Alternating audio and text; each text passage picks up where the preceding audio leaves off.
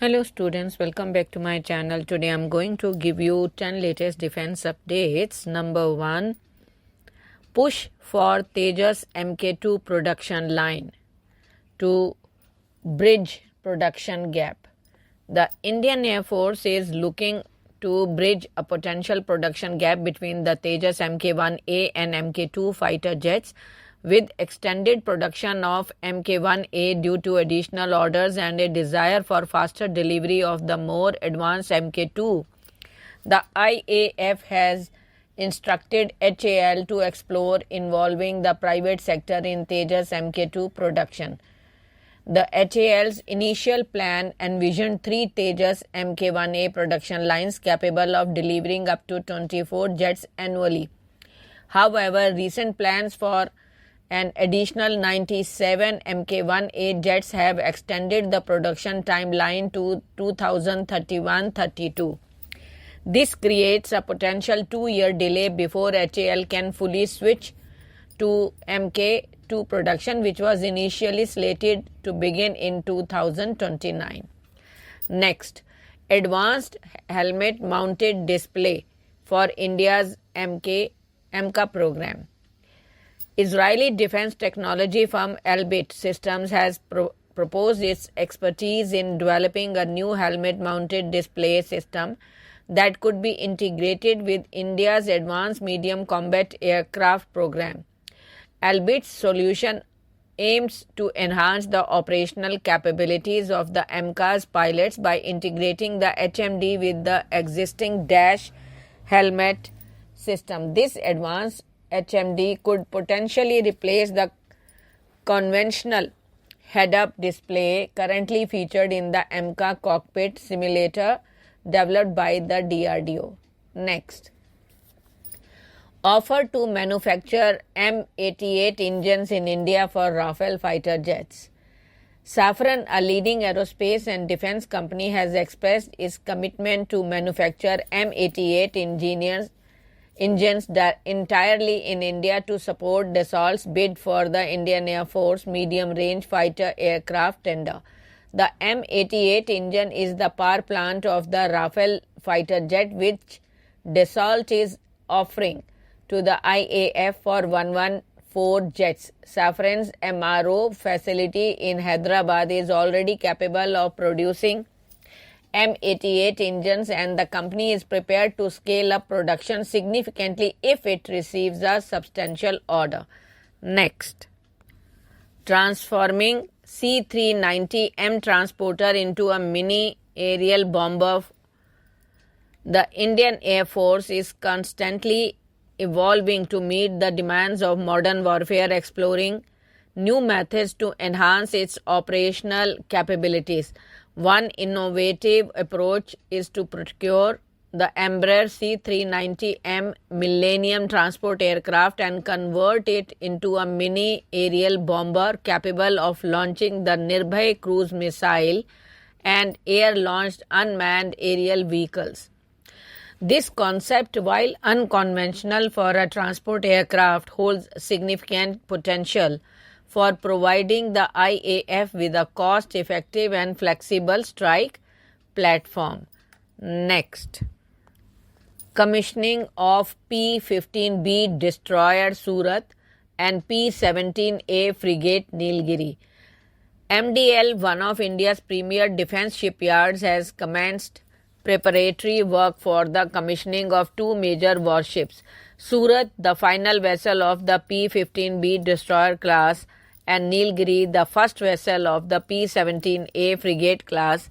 Both ships are scheduled to be commissioned by November or December 2024, marking significant milestones in India's indigenous warship building program.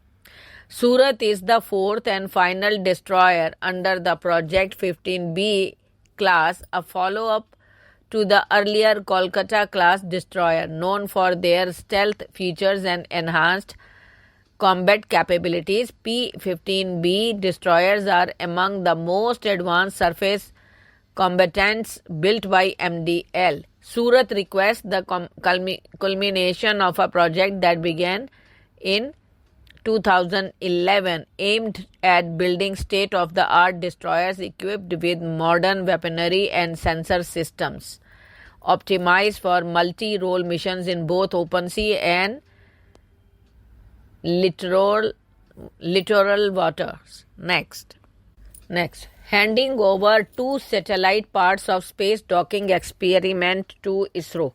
Hyderabad-based Anant Technologies on Friday handed over 2 400-kilogram class satellite to ISRO, which will be part of the space docking experiment planned by the space agency later this year. The satellites will be launched outboard the PSLV C-60 mission slated for a December launch and considered a stepping stone for future missions, such as the Indian Space Station and Chandrayaan-4 mission that aims to bring lunar rock and soil samples back to Earth. Next, Putin refuses timeline on Ukraine war. Russian President Vladimir Putin on Friday said it is difficult to specify a timeline for ending the prolonged war in Ukraine, but asserted that his country will win, as he appreciated Prime Minister Narendra Modi's concern over the situation. Days ahead of the 16th BRICS summit to be hosted by him, Putin also endorsed Modi's description of the grouping, saying the Indian leader had aptly noted that it is not an anti-Western one, but a non-Western one. Next, medical aid to Lebanon dispatched by India. India on Friday dispatched the first tranche of 11 tons of medical supplies to Lebanon as part of a humanitarian effort to support the nation amid rising tensions and the ongoing conflict in southern Lebanon. A total of 33 tons of medical supplies are being sent. Next, Indian Navy gets firefighting training facilities, FFTF. Electro, Pneumatic and Hydraulics Private Limited has made significant strides in providing realistic firefighting training, particularly for naval personnel.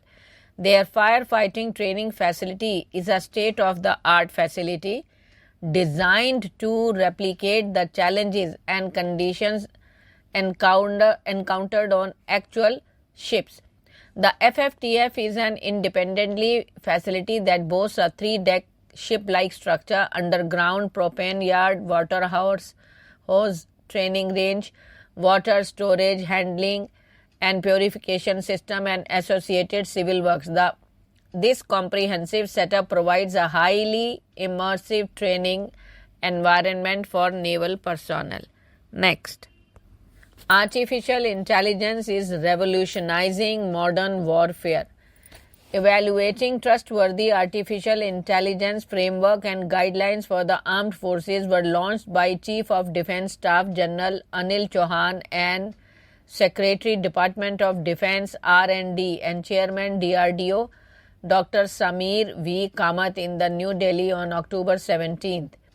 The ETAI framework and guidelines mark a pivotal role in the country's approach to integrate trustworthy AI into critical defense operations.